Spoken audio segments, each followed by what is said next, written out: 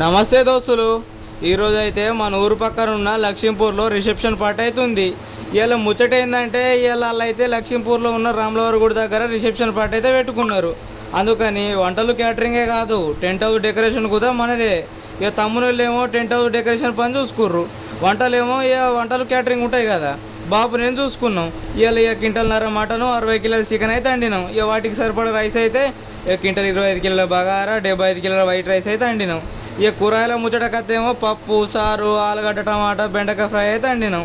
ఇక వాళ్ళైతే రాగానే ఏమన్నారంటే, తమ్ముడు ఇలా చికెన్ మటన్ మొత్తం వడిసినా ఏం కాదు, కానీ ఇక రాత్రి పార్టీలకైతే గిట్ట కొంచెం ఇక తలకాయ కూర బోటి అయితే స్పెషల్గా చేయమన్నారు. అట్లనే అని చెప్పి ఇక వంటలు అయితే సురువు చేసినాం. ఇక వాళ్ళు పార్టీగా మొదలు పెట్టుకున్నారు. ఇక వాళ్ళు పార్టీ మొదలు పెట్టుకునే కల్లా ఇక మన భోజనాలు కూడా అందించినాం.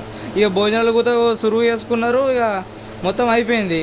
ఇక బోటి ఉన్న తలకాయ స్పెషల్గా ఏమన్నారు కాబట్టి బోటేమో పటాకాయ వేసినాం, తలకాయ కూరనేమో కొంచెం మంచిగా దగ్గరికి అందించినాం.